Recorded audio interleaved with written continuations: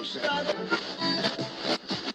you are, whatever you're doing, stay with us as the Suns get set to shine. Here's Perry, to Gar Hurd. Here's the jump shot. Comes to Marley, a long three. He got it! He got it! Into Booker. Here's the three. Suzanne! Oliver, Sir Charles, and he flies in for a wham, bam, slam. Whammo time! He got it! Suzanne! Oh, brother!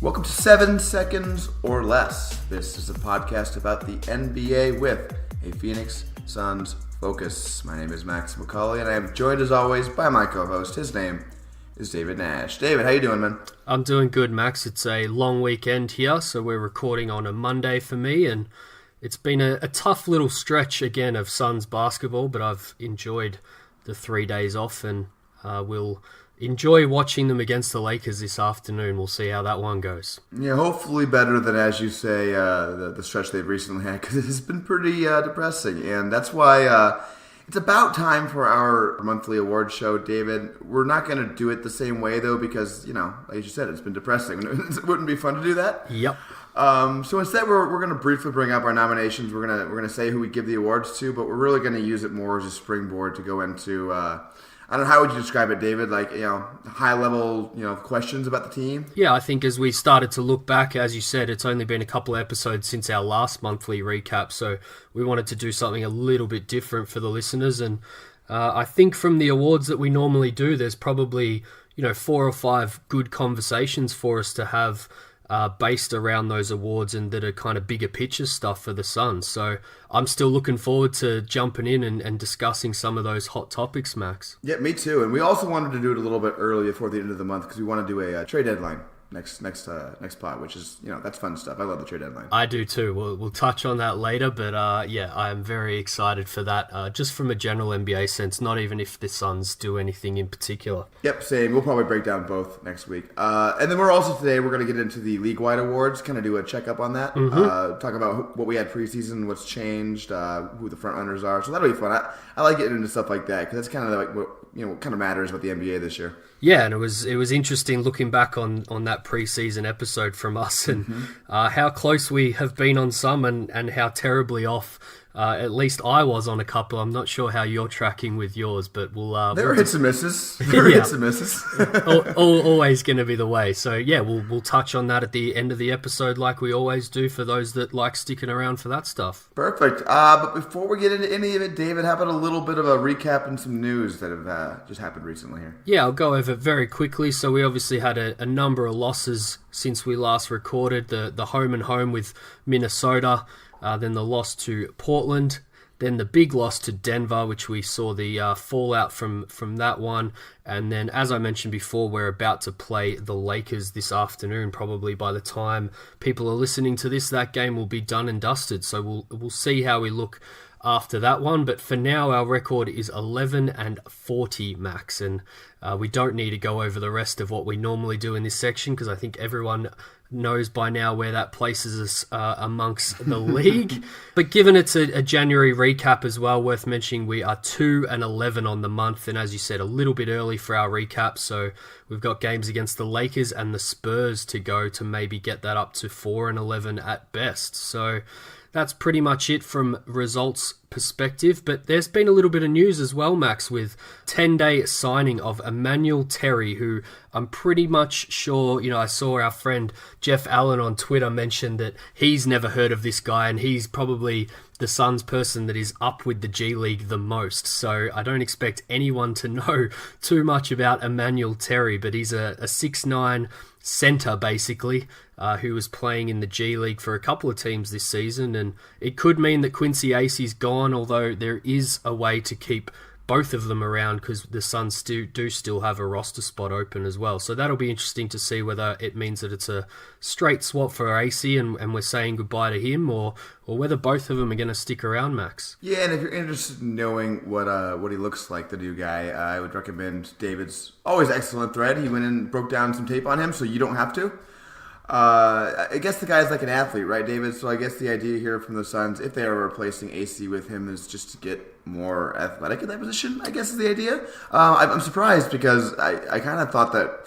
And listen, Quincy Acey isn't very good, and I cringed whenever he shot a three-pointer because I'm not sure he made a single one all season so far. I think I saw him hit one because I remember Booker going nuts on the bench. Wow. But I get why they had him on the team though, just because he was, he's kind of the scrappy dude, veteran guy they need. Yeah. And I'm surprised sort of they'd replace him with, sort of like a young athlete guy who probably is not going to know how to play basketball, is my guess. Yeah, it's interesting. I think what we've seen with Holmes and Ayton out and AC being forced to play the 5 and his limitations there, the little that I have seen on Terry so far, he's got pretty eye-catching athleticism above the rim. Both on offense and defense. So, some of those things that we saw that AC couldn't do when thrown into that position, maybe Terry is a guy that can come in and he looks a lot like Rashawn Holmes. This is strictly speaking from the little bit of footage that I've seen on him so far. But for Suns fans who haven't seen it yet, go check out the thread. But if you're just listening to this now, you can probably imagine a little more rawer Rashawn Holmes in terms of his overall skill set. All right, well, we probably just talked about Terry more than he's ever going to play for the Suns. So let's go ahead and move on to our Suns awards here. We'll start with the MVP, the best player of the month. Last month, David, I had Booker, you had Ayton. This time, I have Booker again. He's had a mediocre month by his standards. We'll get to that a little bit later, but he's still easily the best player on the team, David. Yep, and I'm doubling up. I feel a little bit silly almost having Ayton last time because... looking at the numbers, Booker's December was clearly his best month of the 3 that he's played in so far. His January's a little bit down on that, and I'm nominating him here as MVP purely because there's no one better on the roster right now, and this is the first, I guess, discussion point that you wanted to bring up because there's no point spending 5 to 10 minutes raving about the best player for the month, Max, because it really hasn't been that way. Yeah, no, he's been the best player, but it really hasn't been rave-worthy this month. Not at all. Let's get into, I want to talk about point book, okay, David, because I've seen some people on Twitter, I don't know what's the way to put it, like just be done with it. They want to throw it out. They think the experiment, as they term it, is over, and it's time to get rid of it. Yep. I don't really get the impatience, David. He's still extremely young. People forget that about Booker. He's been in the league a while now. Very young. He's rather new to playing point guard. He did it a little bit last season, but this is kind of the season where he's really been doing it consistently. Yep. And a question I would ask is, David, how many point guards are great at being point guards right away? Excellent point guards right away? Wow, we've talked about it at length on this pod. I think we even brought it up last pod about why the Suns are very unlikely to bring in a rookie point guard next offseason to pair with Booker because it takes a long time to learn that trade. And Booker didn't do it even as a junior. He was a very traditional shooting guard, so he's starting even further back than some of these rookies do that have at least played the position their whole life. So it's probably the most difficult position in the NBA with probably the largest talent pool on a nightly basis that you're coming up against as well. So there's no nights off when you're the starting point guard of an NBA team, that's for sure. No, there definitely isn't. And, even if it weren't a good thing for the Suns to have right now, which I would probably dispute because I think Devin Booker at point guard is probably going to be their best lineup.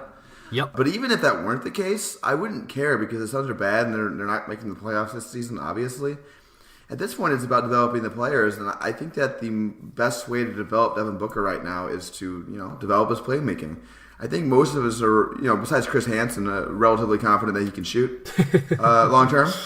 And the issue here is if he's just a shooting guard who doesn't play any defense, if that's his, his ultimate outcome, it's really hard to be valuable being that. It is. You're not going to be a franchise player. Can you name off the top of your head a single franchise player who meets that description? They pretty much don't exist, Max. And the traditional shooting guard doesn't exist for the most part anymore. But the ones that come off the top of your head, the Klay Thompsons, Bradley Beal, even though he's obviously picked up his playmaking recently with whenever John Wall's out. But you think of those traditional shooting guards, the really really good ones anyway. There's not many of them, and even the likes of JJ Redick have had to pick up on the defensive end, he's become kind of almost an underrated defender late in his career, because you have to be able to defend your position if you want to be a traditional shooting guard in the NBA. So, we've spoken about it before with Booker. His ceiling on that end is probably to just try and be an average NBA defender, which he probably can do, purely because of his size. But we're not seeing that outside of a very small patch this season from him. And yeah, I think you're right. I think they have to persevere with him in that playmaking role, as much as Igor seems to be against it long term. And as you say, a lot of the fan base are against it long term. But touching back on what you said about, the fan base being sick of it and kind of ready to throw it out, we're seeing that with a lot of discussions around the Suns at the moment. And frankly, for the most part, I don't see any of them being worthy of just throwing it out and not discussing it any further, because it's really hard to judge anything on this team at the moment. So I wouldn't be drawing a red line through, many conversations at all, just based on what we've seen in the last month. Yeah, no, I certainly agree with that point. And I'm interested you bring up JJ Redick, because the thing is, if Booker turns into JJ Redick, I mean, you're not paying that guy a max contract, right? Devin Booker needs to earn a max contract, and the way to do that, because he's not going to be a high-level defender, right? If you look at the shooting guards who have been incredible players at that position without being playmakers in history, your Michael Jordan, your Kobe Bryant, they in their primes were just excellent defensive player of the year level defenders. Yep. Particularly with Jordan, but even Kobe was very good at that end too. Booker's not going to get there. He's just not. He can be better, but he's not going to be an all-world defender. That's just not in his. That's not in his projection. And here's the other thing on this, and people were like, yeah, well, there's not a very good chance he's going to turn into James Harden, and granted, there's only one James Harden, but if the closer you can get to that, the better, right? And if he gets to the point where he's your lead initiator, that's great. Then you've really done good work there. Yep. But he doesn't have to get there though, right? Because NBA teams need multiple initiators in this day and age. That's how teams win. Mm-hmm. So if Booker's developing those initiating skills, even if he's not the primary initiator on the next Suns contender, the next Suns playoff team, it'll still be incredibly valuable for him to be able to have those secondary initiating playmaking skills. Mm-hmm. And the only way you're going to get those out of him is by developing him, letting him make plays. So I think now, while you don't have a high level playmaker on the team, is the perfect time to be helping him develop those skills. It doesn't bother me that he has games where he has 8 turnovers. Let him learn. There's a lot of research that's been done to show that young players with high turnover rates, actually that oftentimes correlates to them being better playmakers later on, because they're trying things, they're learning what they can and can't do. And I think that's kind of where Booker is right now. And it's surprising to me that people are so ready to just give up on it.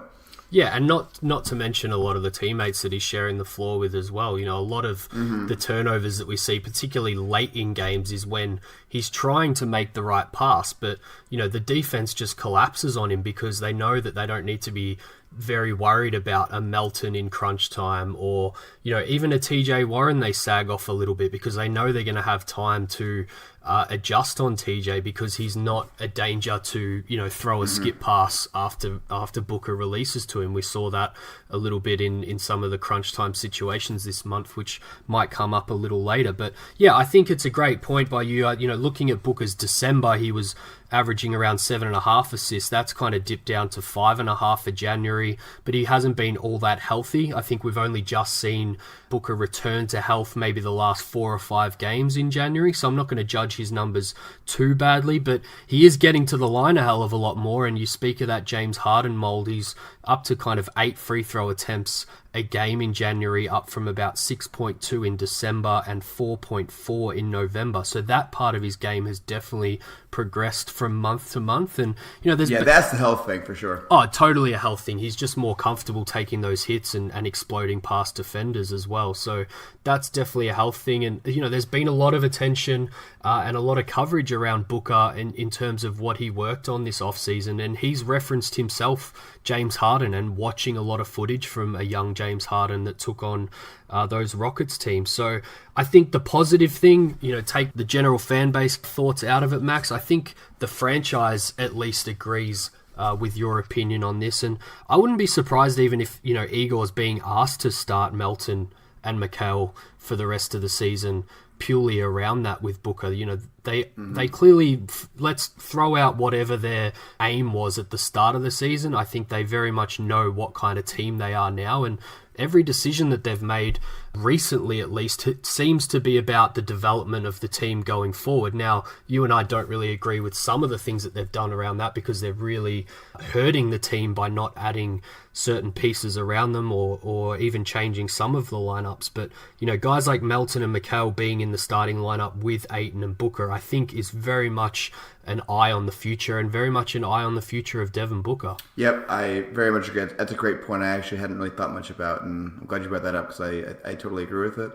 One last point I want to make before we move on to the next award. I kind of get the impression from Suns fans that they think Devin Booker's kind of having a down year or something. Yeah, he's not playing as well as he has in the past. If you look at, like, especially the advanced stats, really any stats, but if you look at the advanced stats, despite Booker's shooting woes, he's just like worlds better than he's ever been in those metrics before.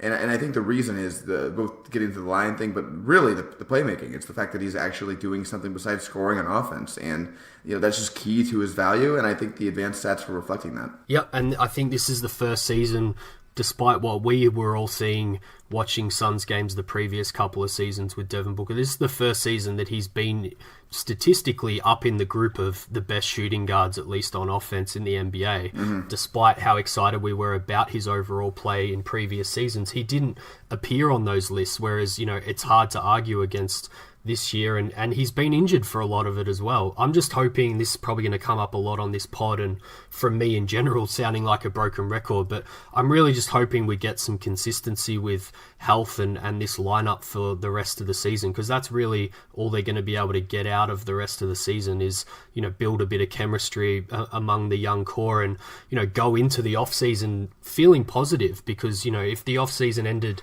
or started today, I don't think that team would be feeling all that positive about their kind of projection going forward. Yeah, I think that's a fair thing to say, especially right after the player meeting. Okay, let's move on to the sixth man of the year, which for our purposes is more of just who we want to see more of. Yep. Last time around, you and I both said Oubre. We did. Billy Oubre Jr. Yep.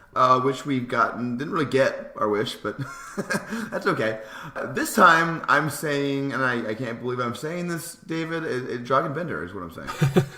And for me, ironically, is the second time I'm saying his name in this section. I called out for it a little while ago and didn't get my wish, but I'm getting it this time. I'm saying Dragan Bender again, which I think is a surprise to both of us. On Oubre, you know, he's playing a lot of minutes. It's probably just not in the role that we were hoping for last month when we brought him up in this section. But, you know, it's only been 4 games, I believe, from Dragan so far. But, you know, it kind of brings up a new discussion point here. And it's, you know, how do they continue to give him minutes, Max, when Holmes and Ayton are back? Because we're seeing him play, you know, predominantly or solely as a 5-man at the moment in this short-handed lineup. And there's a couple of interesting things with both his play and Igor's comments recently around that. Yeah, so I've seen a lot of discussion on this, and I've been surprised that, as far as I've seen, and I'm sorry if I'm not crediting somebody else who's come up with this, but my idea here is, and to me pretty apparent, is you got to keep playing with the 5, because that's where he's been succeeding more than he ever has in his career before in the past few games. Yep. And also just previously, the only success he really ever found, as far as I can remember, somebody can correct me if I'm wrong, is at the 5. He's really just never been that good at the 4. I think it's because he's sort of slow on both ends and he's not skilled enough. Like, he has the raw abilities to have the skills, but he doesn't actually have those skills like at an NBA level right now to be a 4. Yeah. So to me, you still need to play him at the 5, and I think that the opportunity to do that is apparent. What you do is you play him at the 5 in some backup stretches with Holmes at the 4. Because from what I've heard from Philadelphia fans, we haven't seen it with the Suns this season, but he played a lot of 4 in Philadelphia next to Embiid, and that was actually where he was at his best. And listen, it's, you know, I'm sure Embiid covers for a lot of ills when he was playing next to him, and Bender won't do the same thing, but against backup units, I think it's going to be. I think it'll be a new look this team hasn't really had, David. It'd be a look of it's sort of a team that can actually rebound. Yep. I mean, I see Bender and Holmes playing together against backup units, And, their skill sets are kind of complementary because you have Bender, who's not athletic but can kind of shoot a little bit, and he's smart and does the passing thing, and Holmes, who's just the ultra-athlete motor guy. Yeah. I think it makes a lot of sense. That's kind of what I do about it. What do you think, David? Yeah, that's the only way to continue to get him minutes, and I hope we see it because, just when those two come back as good as they've both been this season, you don't want to see Bender just relegated to the end of the bench again and not see him. I think he's played well enough to at least try some things.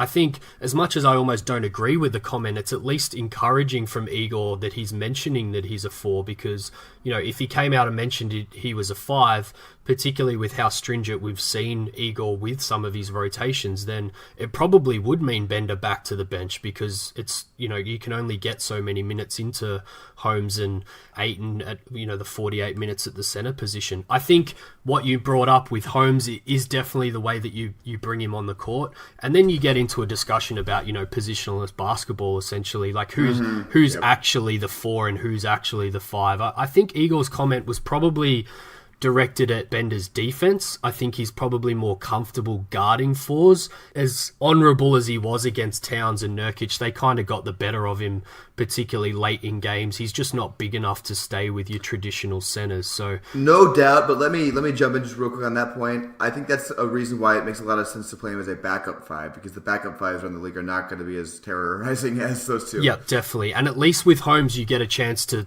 fling things around, based on matchups and things as well. And then when you move to offense, because Bender can shoot from outside and Holmes is your kind of energy guy in the paint, who's the 4 and who the 5 is doesn't really matter. Their skills are at least complementary with each other.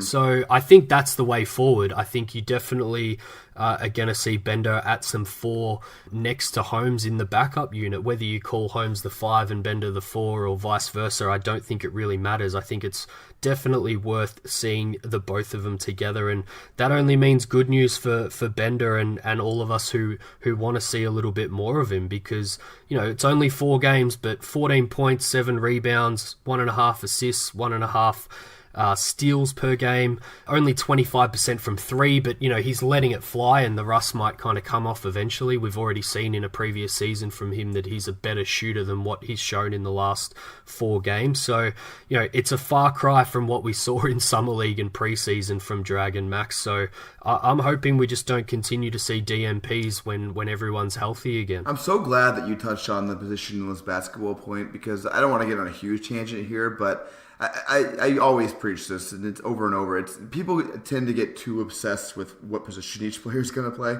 Yeah. Really, at this point in the NBA, your position is who you can guard. Like you said, on offense, it really doesn't matter at all. Yeah. Holmes and Bender, like you said, they're just going to do what their skill sets allow them to do, right? Yeah, and I think that's what Igor was, likely referring to. I would have loved to have seen some follow-up questions after that comment from him because I think it confused quite a lot of us when he did come out and say that, just after Bender had played one of his best games in a Suns uniform. But, I've got my doubts. I've had the same kind of arguments on Twitter and things as I've seen you have with people basically just saying, oh, you just put him at the 4 and everything will be fine. He can shoot. He's going to be great. But I'm happy to see it. We're definitely in experiment mode this season, so there's no point not throwing it out there and seeing what happens. I'm just preaching a little bit of caution, getting a little bit of pushback from most people on this. I'm totally happy to be wrong because as a Bender Island occupant for a long time, I'm happy to see him play well. But, just what we saw him do on offense, mainly on the roll, finishing at the bucket, as I said, not shooting great from outside.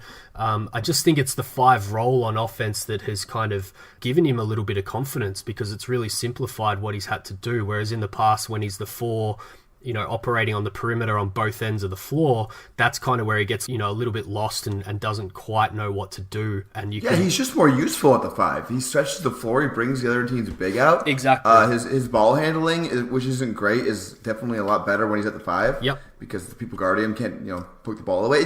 What he does right now, he's just more useful for your team when he's at the 5 than he is the 4.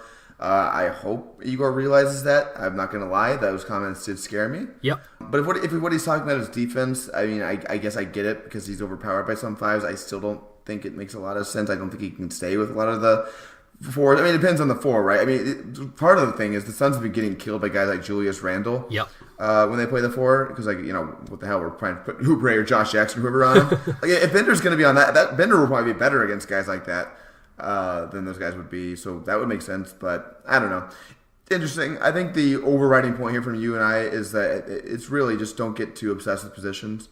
Before we go to the next award, I just want to very quickly, I swear I'm not going to go on a tangent here, but this is the thing that bothered me with the Doncic discussion, because everyone was like, Doncic is your point guard, but how is he going to guard point guard? It's like, You can do different things, different sides of the floor. He can be your primary playmaker and guard fours or threes, and that's same thing with Bender to a lesser extent. He could be, your offensive five and defensive four or whatever. There's ways to get around this stuff. Yeah, and that's on Igor, to be honest. As a proponent of his basketball mind, particularly on the offensive end, it's on him to work out how to use his best players. He can't just put Bender back to the bench after this little stretch. He does have a history of being able to play two bigs, up on the elbows together. It wouldn't be in line with, how we've played so far this season, but, that's a coach's job. He has to work out ways to, best use some of his guys and maybe allow Bender to stay in some of those situations in the pick and roll and things that we've seen with him at a five, even though he's sharing the court with Holmes or maybe even Ayton. That's Igor's job. He has to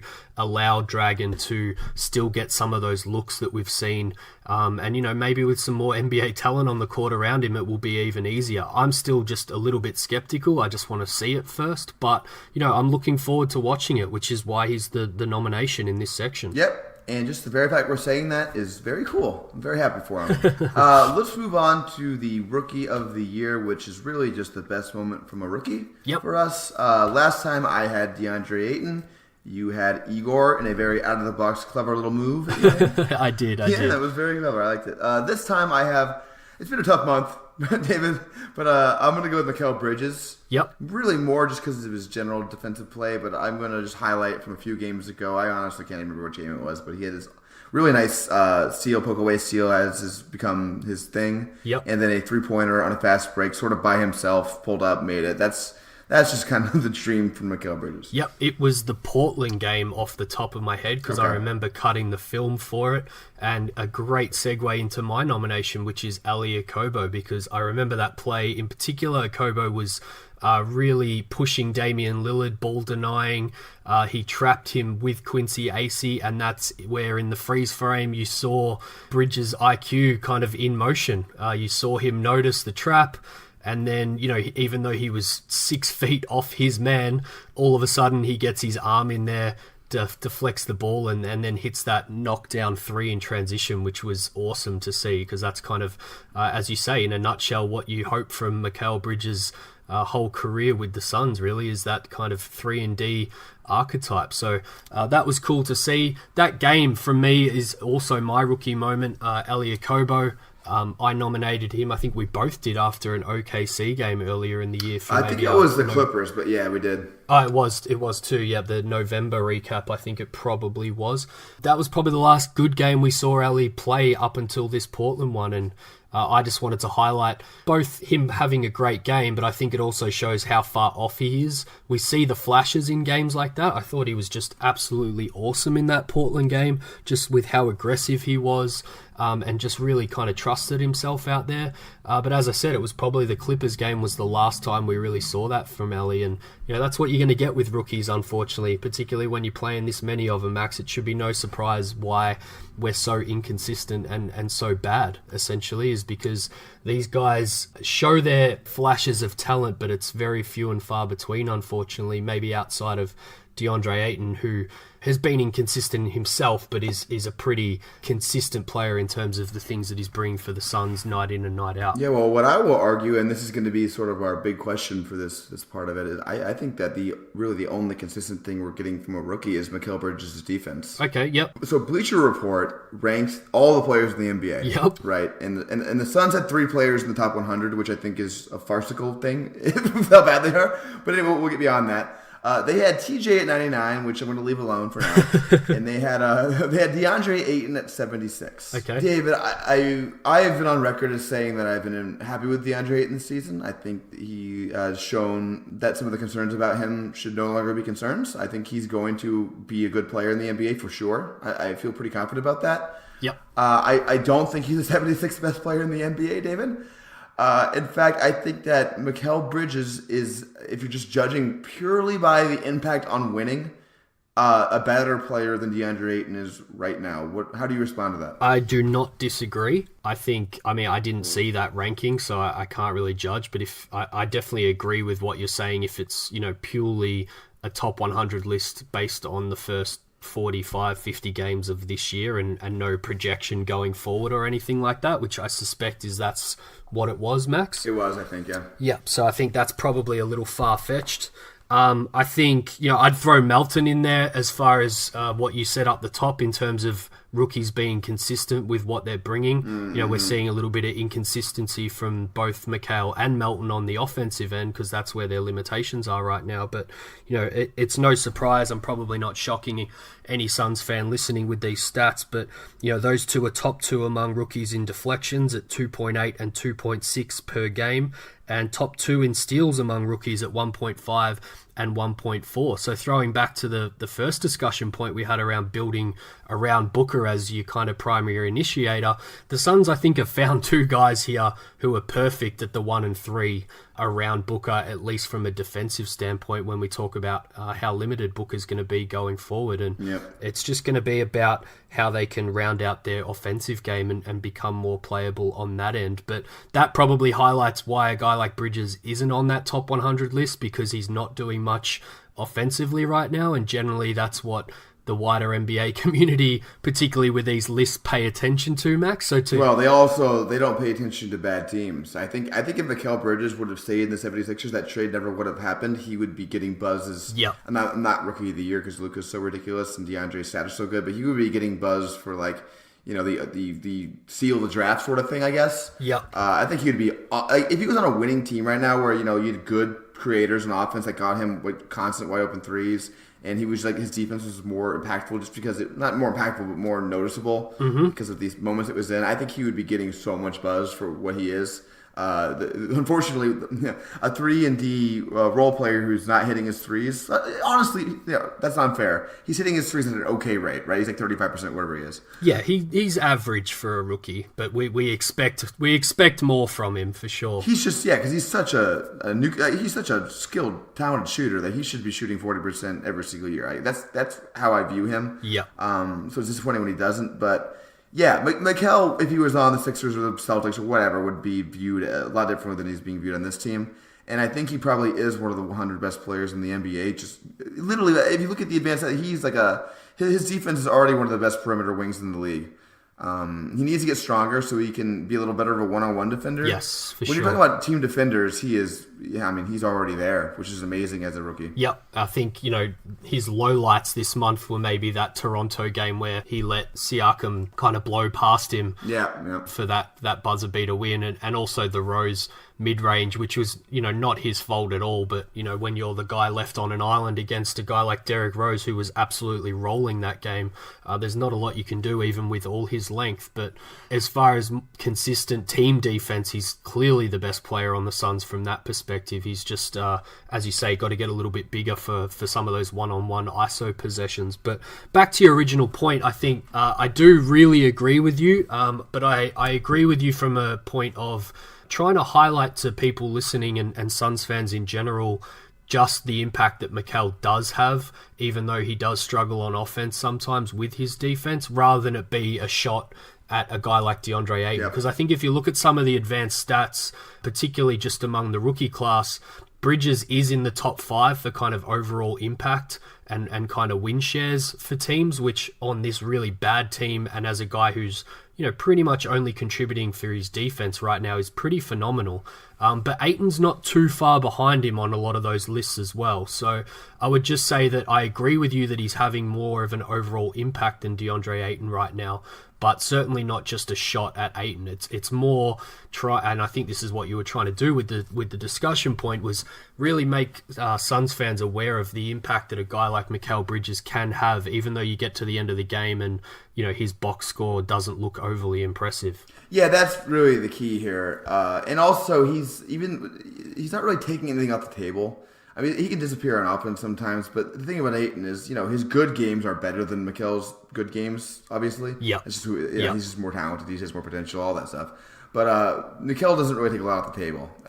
He's like Ayton will, his defense, it gets overblasted on Twitter, but it is a problem.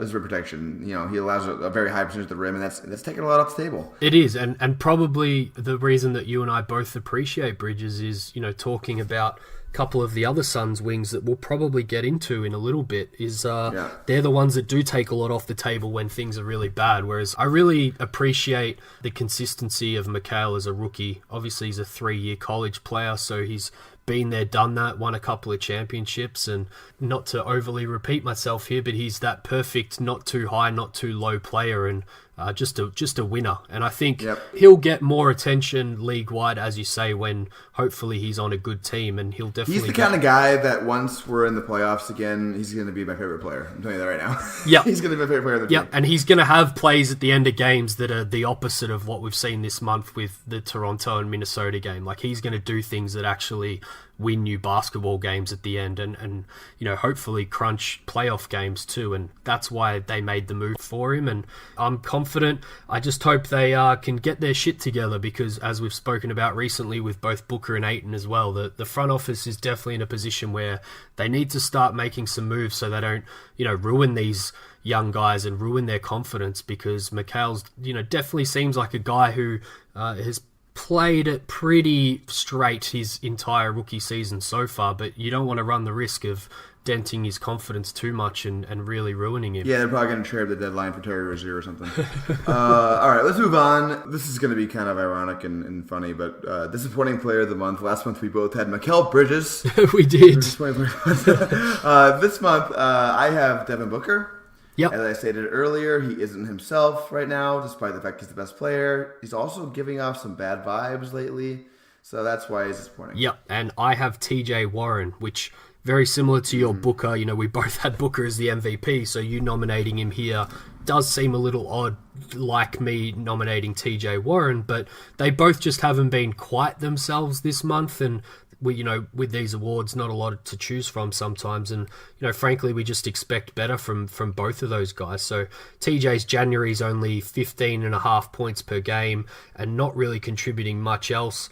Still 39.5% from 3, although I have noticed he's taking less max, which may have something to do with him hitting the criteria already for his little 250k bonus this season, but something to watch for Suns fans out there. I think he's being a little more selective with that 3 recently, which is hurting the team a little bit, and he's hurting the team overall with the Toronto game is the one that really comes to mind this month in particular, where it's a couple of boneheaded plays from him that essentially lost them the game, in my opinion anyway. So hard to call him disappointing player of the month, but the lack of playing within the system on both ends is kind of frustrating the more you watch TJ, so that's why he winds up here for me. Yeah, I don't disagree with anything you said. I mean, I think that I'm probably among Suns fans the lowest in TJ Warren.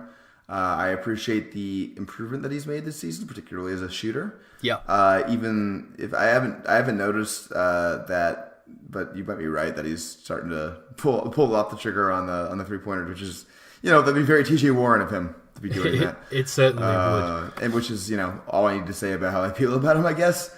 I don't know. We're gonna have a Booker discussion here, David. I don't know. I think I don't want to dwell on this because it kind of sucks. But there is there's some bad vibes coming from that. There might be some discord between the team. Do you want to make a short point on that? Because I think it is worth bringing up. Yeah, I just thought it was worth bringing up. I've seen a lot of fans kind of wonder whether he's fed up. You mentioned it here at the top. There definitely seems to be some negative vibes coming from him. I'm not that worried about it. I guess in context to some fans that I see, thinking that he's going to demand a trade this offseason or something. I think we're still pretty far away from that. But the only thing I would say is what we were touching on before and what we've touched on in previous episodes as well is the team, I hope, is communicating with him regularly about what their plans are, so he doesn't feel like he's just at a total loss about where this team's going. And hopefully they're still aiming for a strong finish to the season, as I said before, because I think that will go a long way to helping his feelings about the direction of the team, going forward, Max. Yep. Agree with you. Don't want to linger on this too much because it's depressing, and I think it's a symptom of being in the middle of a season where we're not playing very well. I think, we can go another good stretch again, and maybe this will dissipate a little bit. I do think Booker's committed to this team, so we're not going to get a trade demand like in the next few months. That's not happening. Yeah. So I would, if you're worried about that, I wouldn't be worried about it. Yes. All right, let's move on to most improved player, which we term the player who most exceeded our expectations. Yep. Last month I had DeAndre Ayton. You had Josh Jackson. This month, David, I am on your team. I have Mr. Josh Jackson. And I'm doubling up again. Doubling up with you and doubling up with my last month nomination on Jackson. I will give a shout out to Kelly because I think particularly his 3-point shot and just his overall confidence as he's kind of getting entrenched with the team looks to be pretty good. But I think we should be focusing on Josh for this section, Max. Yep, me too. And I think we should be focusing on how he's improved. Yep. Because I've seen some people suggest that he should be our point guard now. Yes. Which I think is absurd. He really hasn't improved as a playmaker this month. He's actually, he had slightly fewer turnovers, but his assists are also down per game. And also just the eye test, watching every game, I think he's kind of been making, just as many, if not more, boneheaded decisions passing the ball lately.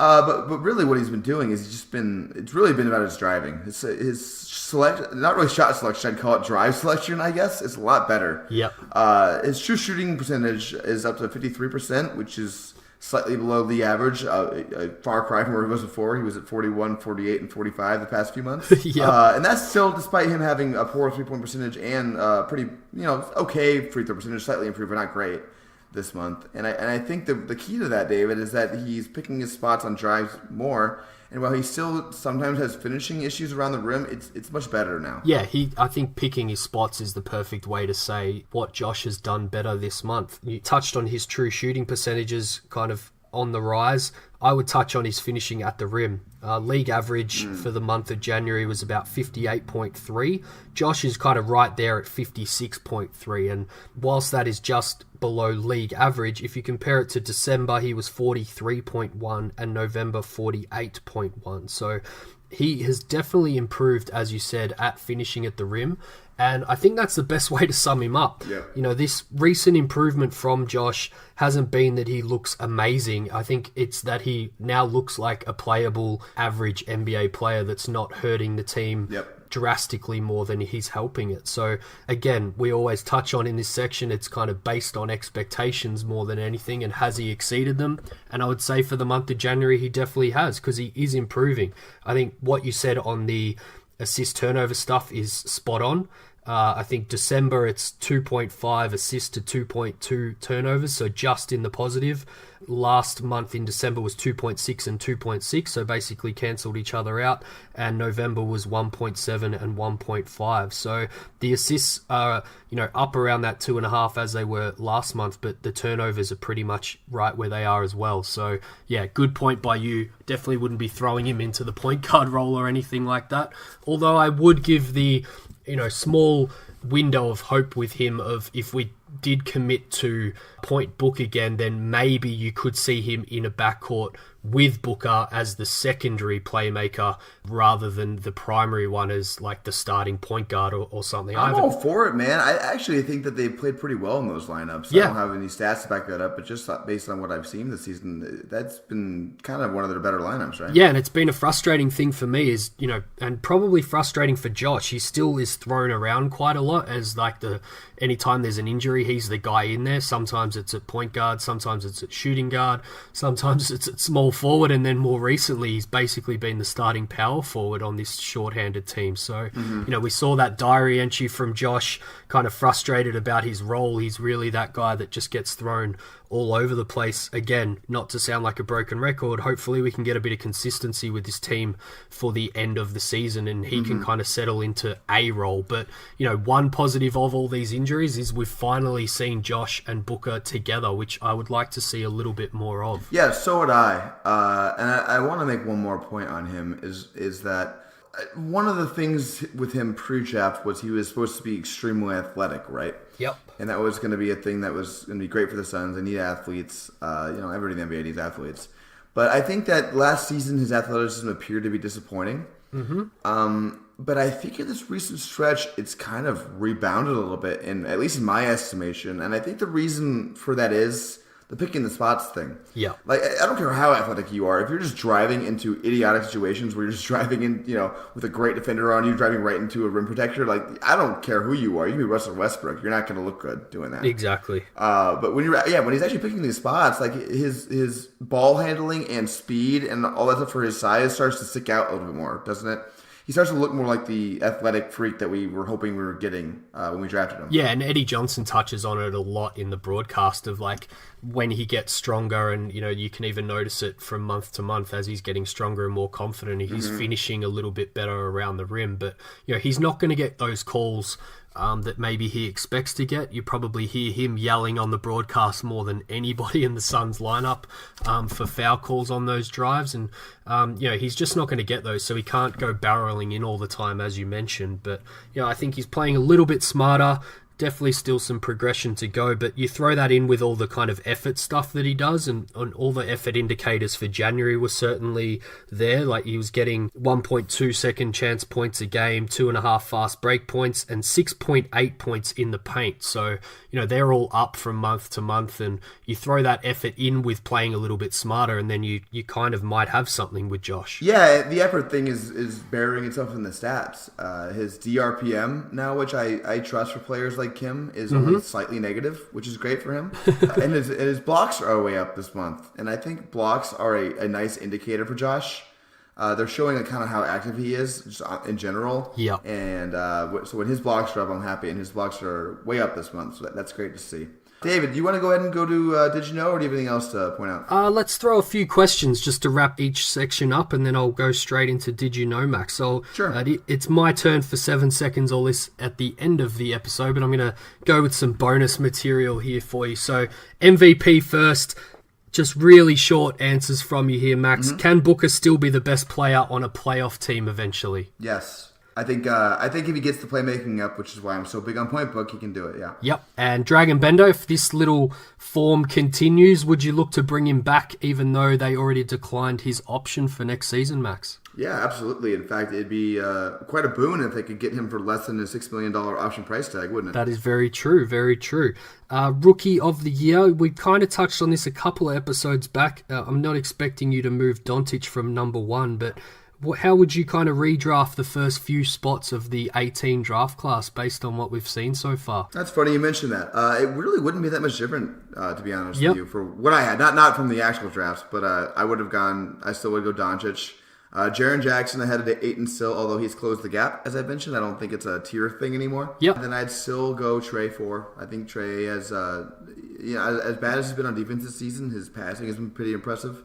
Yeah. And then the only guy, and then I guess I'll say Bagley too. I think Bagley's been pretty good too. Kind of under the radar, decent. Yeah, and him and Trey have looked kind of better as the year has gone on, which you would kind of expect from rookies. And the bar that Doncic and Ayton in particular have set of these guys just coming in straight away and putting up crazy stat lines is not easy to... Yeah, those two are just ridiculous. Yeah. The only guy who I guess you could say is really disappointed here is Bamba, right? Yes, and maybe coupled with Vooch's play in Orlando has kind of set him back a little bit, but he was always quite raw. So moving on to disappointing player of the month. We touched on this before, but what year of Booker's contract do we have to be worried about a trade demand? I think it's a bit premature at the moment.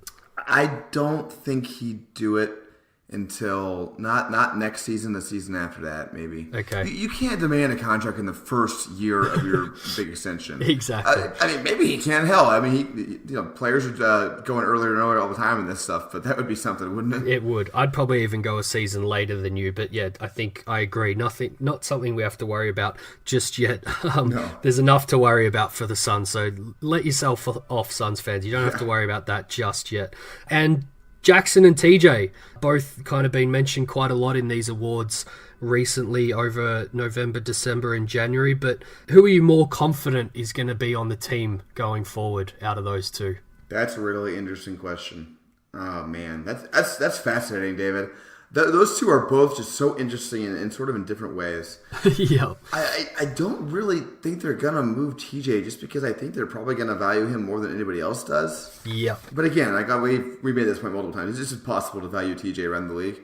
So I guess I'll say him, but man, oh man, that's not easy, David. It's not at all, and I will let you off the hook there and jump straight into Did You Know? So, Max, Cool. Believe it or not, we are at episode number 36. That's amazing. But did you know the Phoenix Suns have never had a player wear the number 36?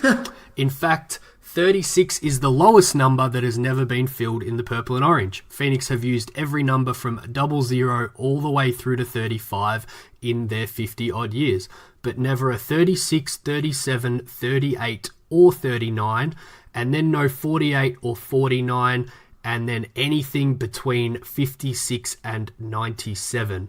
And of course, no number 99. So first quiz, Max, that means we've had a number 98 on the Suns, and it was pretty recent. Can you remember who it was? We had a number 98, huh? I know Josh Jackson was 99 in Summer League, right?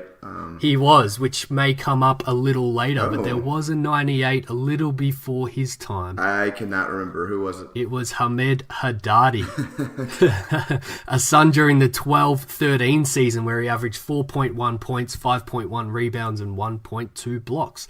Haddadi is one of 9 players who have been the only player to wear their number for Phoenix.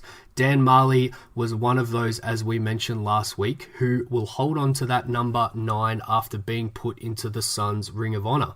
Max, can you think of any of the other 3 ex-Suns who are in the same boat as Marley as having their number basically retired and therefore being the only Sun to wear it until that perhaps changes in the future?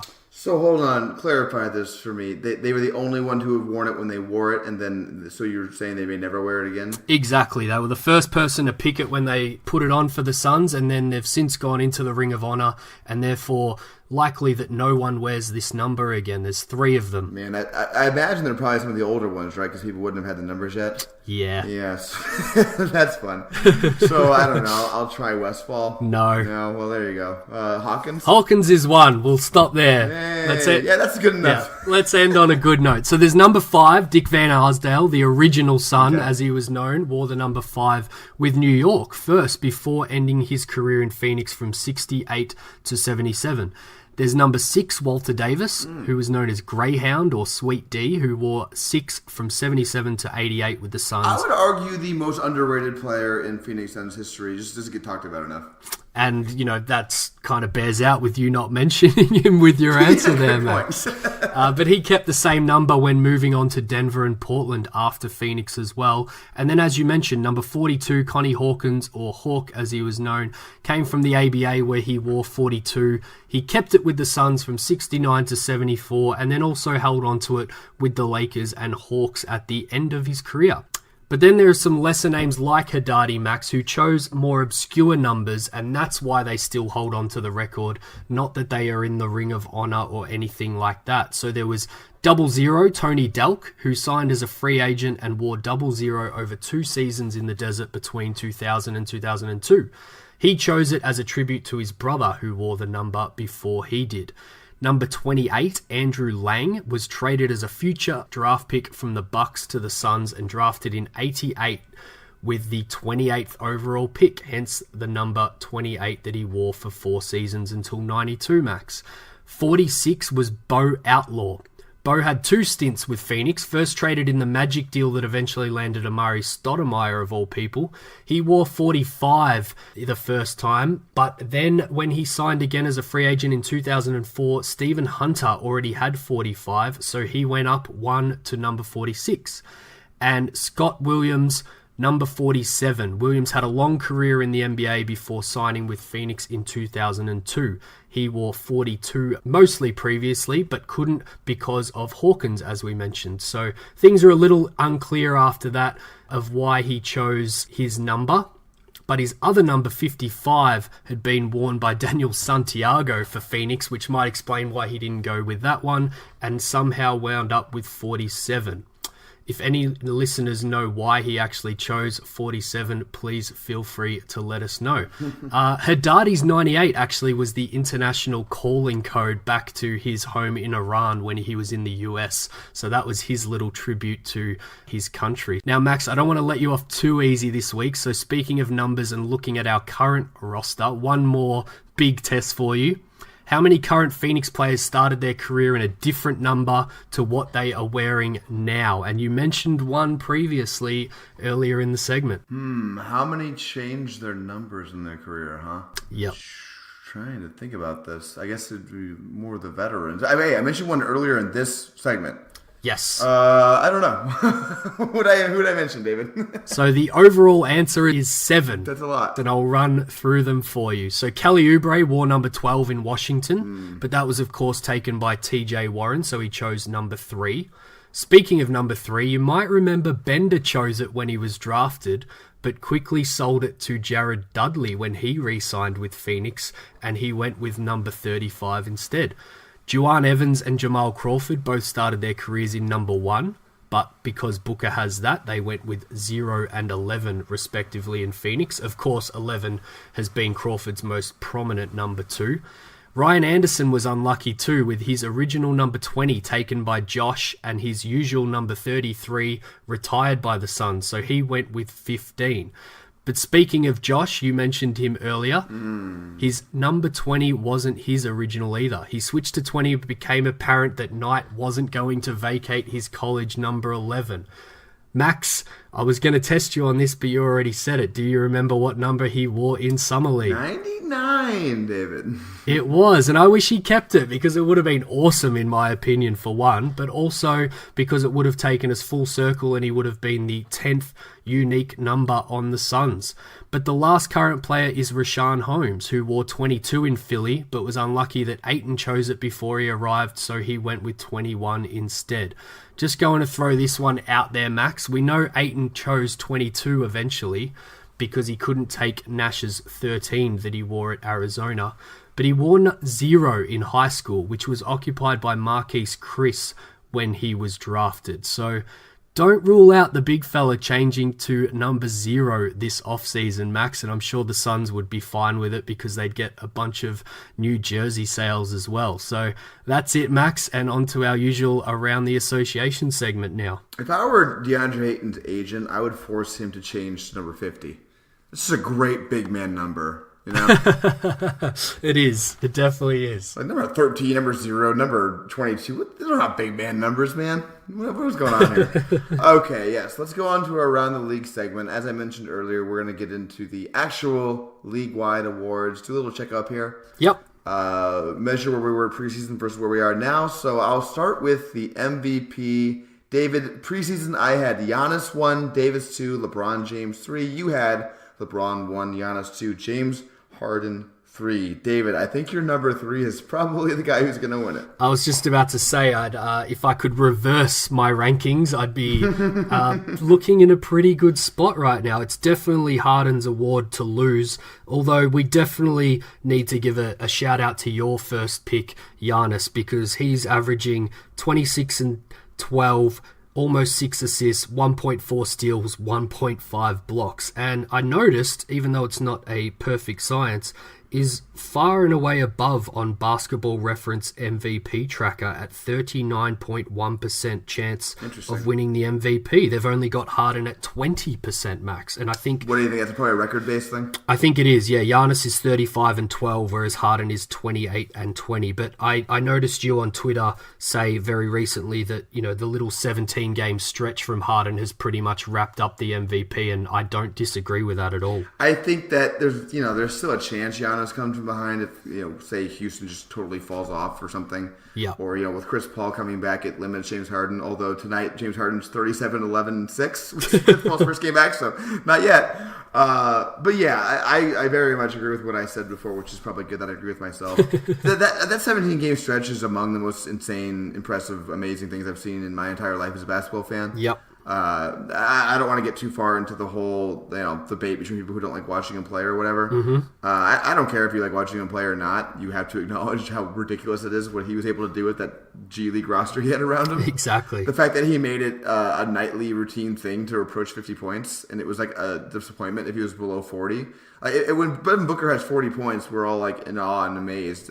James Harden made that routine. Exactly. And it's just insane to even bring that up. You cannot, praise James Harden's 17-game stretch there enough. Yep, and that's taken him to 36.2 points per game at the moment. Absurd. Not counting today's game, which would actually overtake Kobe's 35.4 in 05-06 as the highest scoring season since then, Max. Jordan, when I looked up this stat, averaged 37.09 in 86-87, which is just absolutely ridiculous. So stupid. And then the top four is entirely Wilt Chamberlain, even with a season averaging 50 points, which I just cannot even fathom how an NBA player could do that, no matter what the competition is. But shall we move on to another award? Yes, I do want to button that up, though, because I think the very fact that we're putting in that kind of historical context, is in that rare era, is just enough to give him the MVP, right? Like, what he's doing this season is more than an MVP. It's historical is what it is. Yep. All right, let's move on to the sixth man of the year, which I think is probably one of the harder ones that we're going to do here. Preseason, It's wide open. It's wide open. Preseason, and also neither of us did very well here. I had Fred VanVleet, Marcus Smart, Dennis Schroeder. You had Isaiah Thomas, Lou Williams, and Eric Gordon. David, Fred VanVleet's been a little better lately, but he's totally off the radar, so my number one's off. Isaiah Thomas hasn't even played yet. Has not played a game. That's how well I went with my prediction. That almost let you off the hook, though, right? At least he hasn't been horrible or something. You just didn't know he wasn't going to play. That's true, but as you said, it's wide open, so I'm going to throw the question at you here with a group of guys of which I think only a couple are in my rankings, but I've long said that this is basically a points per game award at the end of the season. So pick one to put all your money on from here, Max. These are the points per game leaders who have at least started more on the bench than on the court at the first jump, or should at least for the rest of the year. So you've got Julius Randle at 19.9 points, who has come off the bench 20 of 47 games, so he's got some work to do to qualify there. Lou Williams, 18.8, has come off the bench all 43 games. Derrick Rose, 25 of 38 games have been off the bench at 18.6 points per game. Spencer Dinwiddie, mostly off the bench, and he's scoring 17.2 points per game. You've got Jordan Clarkson is 16.5 points, but I don't think he should be. Jordan Clarkson is not going to win it. Correct. And then a little smoky here, as you mentioned, CP3's back. Gordon's only come off the bench 14 of 37 times, but if CP3 can stay healthy for the rest of the year, he may make a late run to qualify, and he's currently at 16.3 points per game. So if you had to pick one of those guys, or you can throw in another, who would you re-choose for sixth man going on the rest of the season? Before Spencer Dinwiddie's injury, which I understand is going to keep him out about a month here, I probably would have gone with him. That's going to be tough to overcome. It's still possible because Brooklyn's such a good story, and I think the media is going to want to reward them in some way. Yep. But honestly, and this is going to make a lot of NBA Twitter very angry because they don't like this person very much for probably somewhat good reasons. But I think the media doesn't share that same hatred, and I think Derrick Rose is going to win the award going away, honestly. I think it's what's going to happen. Yeah, I think we saw it in All-Star voting. He didn't get up, but there was both fan voting, I think player voting, and I'm sure there was some media voting in there a lot for Derrick Rose as a starter in the All-Star game. So I don't think you are going to be disappointed if he can keep this play up with the final results in that award. So let's move on to Rookie of the Year, Max. Oh, let's do it. So this one's probably pretty easy, but let's go ahead and start with our preseason. I had Luka Doncic number 1, DeAndre Ayton number 2, Jaren Jackson number 3. You had DeAndre Ayton number 1, Luka Doncic number 2, and Trae Young number 3. Probably the most interesting discussion we can have here is the third, so we'll get to that. But at first I want to ask you this question, David. Are we at the point yet where Luka Doncic wins this award even if he has a season-ending injury? Yep, it's over. It's in my notes here. He's got it in the bag, as I would like to say, as well as Ayton has played. Both the Suns play, and Luka's incredible play, quite frankly, means David, have you seen him tonight yet? I have not. So the Mavericks are currently, as we're recording in this moment, up 104-99 on the Raptors. So they're beating one of the best teams in the league. 7 minutes to go in the fourth, by the way, so plenty of time left. Yep. Luka Doncic has 30 points, 12 rebounds, and 9 assists on 12 of 19 shooting. Jeepers. Yep. And that is why he's got this award in the bag, Max. I look back through the archives, particularly if he keeps having nights like this, he's going to put his points per game up quite a bit. But even at the 20.2 that it was before we started recording this podcast, you have to go all the way back to Blake Griffin in 10-11 for a Rookie of the Year winner at more points than Doncic is looking like he's going to post for this season as an average per game, Max. So he has far and away even exceeded my expectations. I think we recorded a few podcasts early on before the season started where I thought that, he might be a 15-point per game player, and he has gone far and away above that. So as you said, the more interesting discussion is probably who's going to maybe challenge Ayton for second by the end of the year, or even just who's going to finish third. Yeah, I think it is. And I think that you and I, with Jaren Jackson and Trae Young, have probably identified the two guys who have a chance to either surpass Ayton. Probably not surpass Ayton, but at least be the third. I think right now it's probably Jaren Jackson. He's been a little more consistent, and I think people really like him. But Trae Young's coming on a little bit. He had a really nice game the other night, and I wouldn't be surprised to see him overtake him at some point. Yeah, and to compare the two, I think Trae Young has been doing from the start of the season what Jaren Jackson might find himself in position with post-trade deadline. So if Memphis actually do pull the trigger on Conley and Gasol, all of a sudden Jackson's on a little bit of an island by himself in a rebuilding team, and he'll be faced with what, as I said, Trae Young was faced with to start the season in terms of having a hell of a lot more attention on him, and be interesting to see whether that increases his numbers and therefore his chance at some Rookie of the Year votes, or whether it maybe slides him back a little bit and someone like Trae Young can take over. Mm-hmm. Yeah, it will be interesting. All right, should we move on, David? Let's do it. What's next? Defensive Player of the Year? Want to move there? Yep, another very big open race, but I think most of our choices look good, Max. They do, yeah. So I had Kawhi 1, Gobert 2, Giannis 3. You had Gobert 1, Davis 2, Embiid 3. I think the only one out of there that doesn't look great is Kawhi. He's just taking too many games off. And I'd throw in Embiid as well. I had a look before. Toronto's defense is 8th in the league, and Philly is 11th. And with the history of this award, you don't win Defensive Player of the Year if your team's even out of the top 3 or 4, really. Yeah. So I think we can eliminate both of those from our choices. Yep, I agree with you. I think it's kind of a 4-man race, David. And let me know if you think one of these 4 isn't, if another person to add to one of these 4. Yep. I have it as Rudy Gobert, Paul George, Giannis Antetokounmpo, and Draymond Green. Yep, we mentioned Draymond, I think, last episode, having a down year, but is kind of the key to the Warriors' defense still. Their defense overall still isn't great, but with him on the floor, it is very good. And I'm glad you mentioned PG, because I've got him here as a question mark, as someone that neither of us mentioned, but definitely deserves to be in the conversation.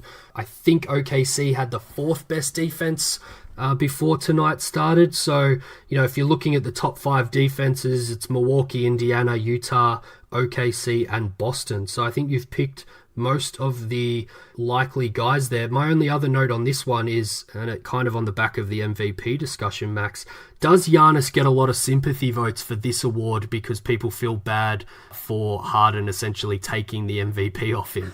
I can see it, yeah, especially given the fact that he kind of, I'm not going to say I would pick him. I think he's, deserving, though. Oh, totally. Yeah, I just think it might move the needle even further towards it. Yeah, I could see. So it's tough, man. Who would you go with? I think I might go with Paul George, honestly, if I have a gun on my head right now. But where would you go? I don't know if I'm being biased and hopefully trying to get one right from the preseason, but I'm still on Gobert. I think he's having his best season, and Utah are filling that requirement of having a top 3 defense at the moment. So I'm going to stick with my man Gobert, but wide open, as you said. Yep, it's a fun one to track. I'm really excited to see how it goes down the rest of the season. But let's go ahead and move on, because I don't think we're going to make any decision on this one right now.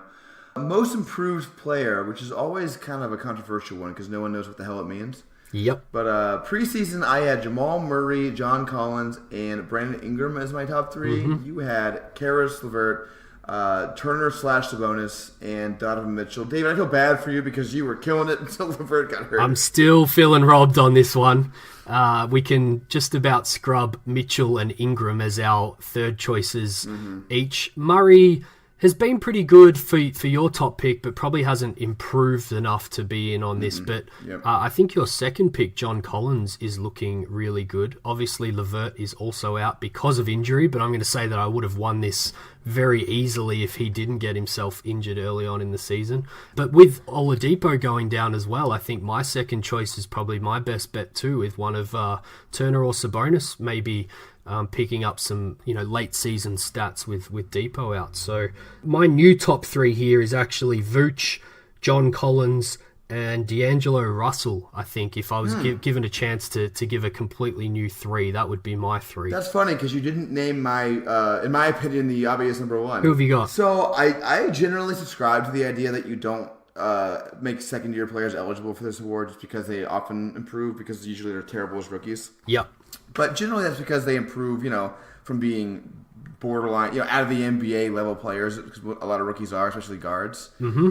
And they become, slightly below average or like serviceable or whatever. De'Aaron Fox has somehow gone from one of the worst players in the league to borderline all-star in one offseason, which is ridiculous. Yep. And so I throw out any rules against picking second-year players. And so if I'm going to look at this award, and who's the most improved player in a way that matters to the league, in my opinion, it's De'Aaron Fox. Yeah, and I'm shocked. I kind of missed him there, so I'm really glad that you brought him up. I'm probably more shocked now that we have a half a season under our belts of you raving about De'Aaron Fox. I'm kind of shocked you didn't pick him originally, Max. You've been on his bandwagon for quite a while. That would have been a big pick. I think it's really because and it's not because I didn't pick second-year players. I have John Collins in there. Yeah. I don't know what happened to me. I think I'm just an idiot, David. The last thing I'll say in this award is, you mentioned at the top that no one really knows what this award is. If it was voted how I think it should be voted on, and kind of really taking into account just all improvement from all players, PG should have a case for most improved player of the year. I really like that. That's a great point. He won't get any votes, but he should. He went from barely an all-star, borderline all-star, to one of the best 5 or 6 players in the league. So yeah, that's a great point. If you're just talking about pure, how much more impactful they are, if you're just measuring impact on a scale, you might actually just be the answer. And I think we can probably end that one here and move into Coach of the Year, which I will say all my three choices, well, my third choice is going to be okay, but my choices overall were bad, and your choices overall were very, very good, Max. The first two were. The third one's pretty bad for me, too. But yeah, so I had Bud 1, Billy Donovan 2, Brad Stevens 3. You had Quinn Snyder, Luke Walton, and Bud 3rd. I think, I don't know if you're going to disagree with this, David. I think Budenholzer is running away with this thing right now. Yep, I think it's probably, along with the Rookie of the Year one, is probably the easiest one to pick right now. As I said, you have this one definitely over me, even though I slid Bud in at number 3 there. You went all in on him at the top and were confident of putting him number 1. And I've done a little bit of research on this in the past with all the awards, and big jumps in overall win totals are a big thing for coaches, and Milwaukee are on pace for 61 wins right now, and they had 44 last year. Yep, and I think the whole going, also it helps they had really bad coaching last year with the Jason Kidd and who was our assistant coach's name? That was their coach for a while, David. Joe Prunty. Yeah, that one just skipped my mind, but yeah, I think just the narrative is there for him. Everything aligns for him on that one. It's a pretty obvious choice. Even though Giannis has made a giant leap off the back of last year, I think everyone's just going to see it as mainly a coaching change of why they've picked up potentially 17 more wins. So that's going to have the award in the bag for him, I reckon. And I think everyone's seeing it correctly, too. I think that is probably the biggest reason, even with Giannis' leap. Just in terms of other candidates, man, it's hard to even identify them. I guess you throw in maybe... I think Billy Donovan, my second one's not a terrible one because OKC's been really good. Yep. They actually beat Milwaukee tonight. I guess maybe are you really going to go like Dave Yeager maybe just because Sacramento's been so much better than expected? Yeager's not on my list, but another guy that is Atkinson because Brooklyn are on pace for about 44 and they had 28 last season. Sacramento would be very close to that. I think Sacramento, off the top of my head, had 27 last season, and I think they're on pace for a 500 season, so that would be another pretty big leap. And Mike Malone's the other one that both of us missed in our preseason that could be up there because they will probably have around about a 10-win jump season on season. So he's another name to watch, but I think it'll be Bud at the top of everyone's ballots at the end of the year, Max. Yeah, he might be unanimous on this one. All right, should we move on to 7 seconds or less? I think it's time to do it, Max. Let's do it. 7 seconds or less is a segment where one of us asks the other 3 questions for which the other has not prepared and only has 7 seconds or less to answer. David, this week, it is your turn to ask me the question. It is, and I will get straight to it. We're going to do trade deadline stuff probably next episode, as you mentioned earlier, so I'm going to preview that a little bit here with my 3 questions. So number 1, if you could send Troy Daniels to any of the other 29 teams for a second-round pick, where would you trade him? I would trade him to OKC because they could use shooting, and I want my prediction of them the 1 seed to be right. I like that. That's a great pick. Number 2, if you could trade the Milwaukee pick for a role player to come in for the rest of this season and help the Suns finish on a good note, who would it be, Max? Can a role player be a point guard? Is that allowed? It can. Let's say the Clippers fall off and no Beverly is leaving. How about that? Patrick Beverly comes in and stabilizes. Yep, I like that one. And number 3, right now the Warriors look hard to beat again, but if you could take one star or fringe star, Max, and trade them to a contender to perhaps challenge the Warriors in the finals, who would it be? So it's in the finals, so we're going to the East here? Well, no, you can go West as well, in the playoffs overall. I'm going to go with my boys in OKC again because I think that defense and the Paul George thing is enough. If they add one more person, and I don't want to be boring because I've said this before, but I just think Bradley Beal would be so awesome in that freaking team, man. He really would. I thought you were going to say Carmelo Anthony there for a minute. But...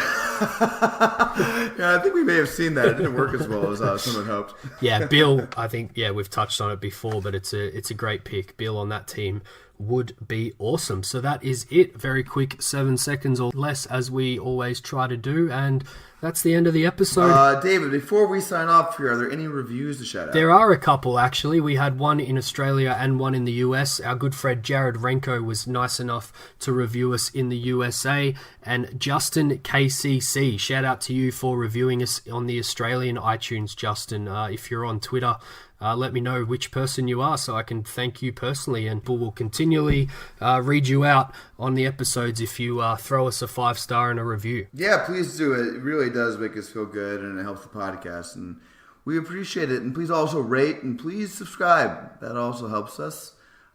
David, thanks so much for joining me. This was fun this week. I'm glad we were able to spin the Depressing Month Awards into something a little more fun. Yeah, and hopefully the listeners enjoyed it too.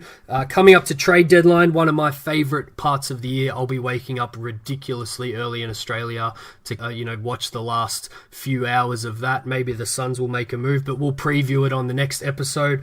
And a pretty short week this week with today's game against LA, a game against the Spurs, and then one against Atlanta with quite a few off days in between, Max. So not much basketball to talk about for next episode anyway. No, not a whole lot to talk about. I'm going to that Atlanta game, by the way, so we'll report right from the stadium. The first one I've gone to since the season opener, which it probably won't be that good.